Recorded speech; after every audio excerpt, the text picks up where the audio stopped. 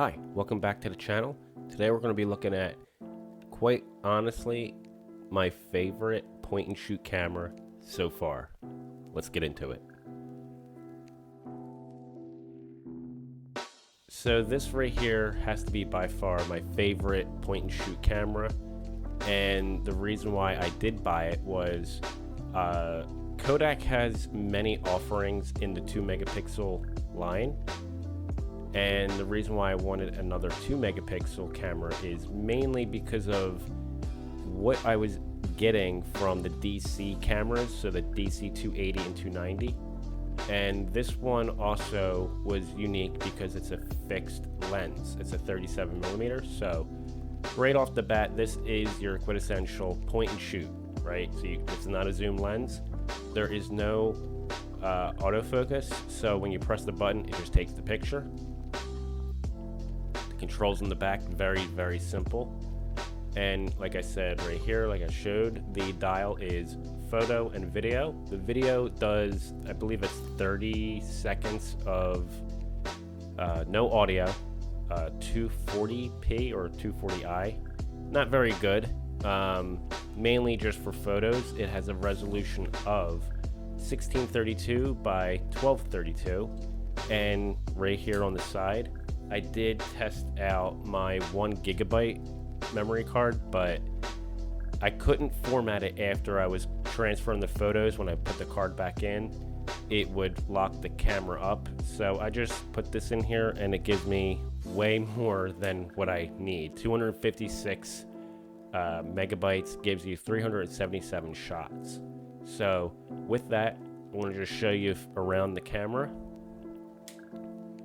It's not that in depth, so when you get into the camera and it turns on, you're in auto mode, and you have your flash option up here, so you can see right here you can go through the flash and keep it on auto. Press OK. Menu, you can see right here you have self timer. I mess with the exposure option right here, but I only go +5 and minus. I don't go too far. Your quality, I do spend some time in here.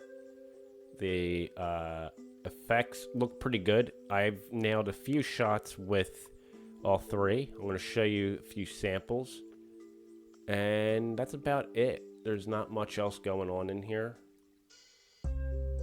The quick view and live view. So I don't like the quick view. I'm going to show you why.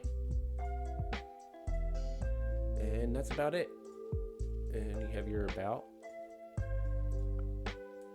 So in quick view, I'm going to show you with my other easy share right here. And I will take a picture. So when you take a picture, you get your quick view, and you have to wait for the processing to go away in order to see live view. But if you wanted to take a few pictures just to ensure you got it framed right, or if you just want to make sure that the image is sharp, when you're in this mode right here, press it again and it will take the second picture. That's the only way you can kind of take advantage of that. Unless you turn it off, it'll just go right into live view. So that's the only negative about the camera. But when you want to look at the pictures, when you press the OK button in the middle, that will give you the option to digitally zoom. It looks nice. So most of my shots were focused. It's just depending on the focal range. So if I was too close, I would have to then redo the shot and just angle the camera a little bit further away or closer. Now, this doesn't have a zoom, but you do have 3 times digital, so you would use the left and right here. I would just say go no further than 1.5 and then test it. I've only went around 1.2, so just a little bit zoomed.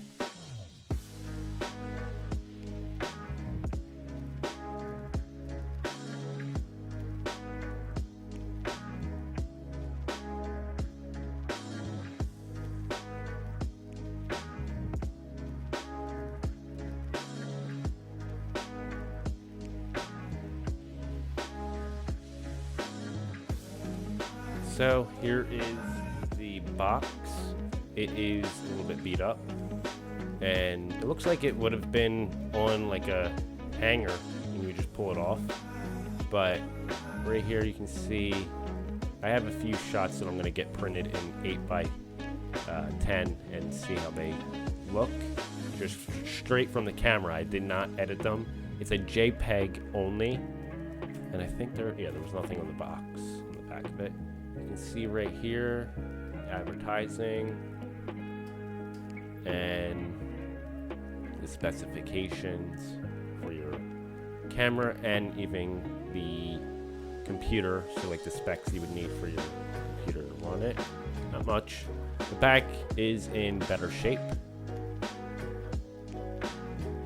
I kind of want to get another one of these there's not that many online with the box, but just so I have a cleaner box. So with that, I will show you the actual inside, which again, there wasn't much.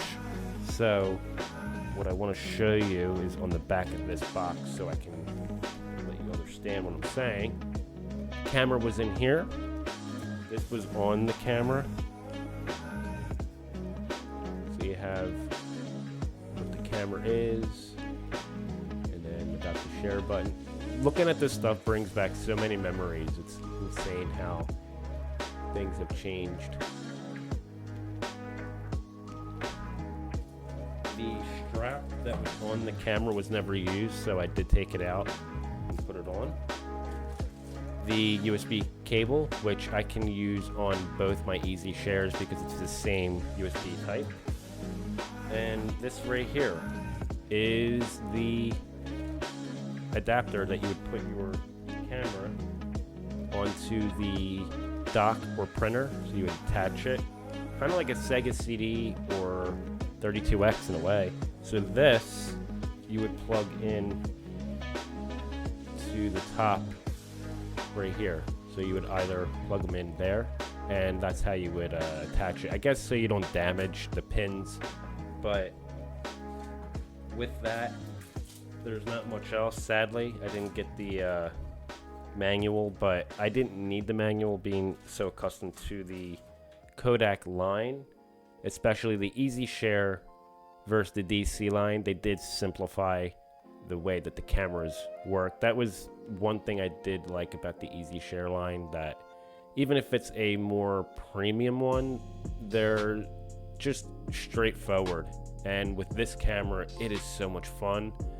Being left-handed, I like that I can hold it like this if I wanted to do a portrait shot, and then, landscape.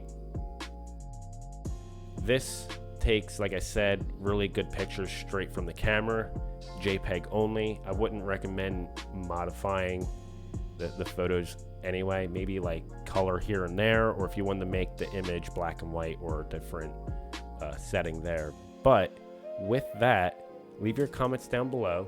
Let's have a discussion, and I'll see you in the next one.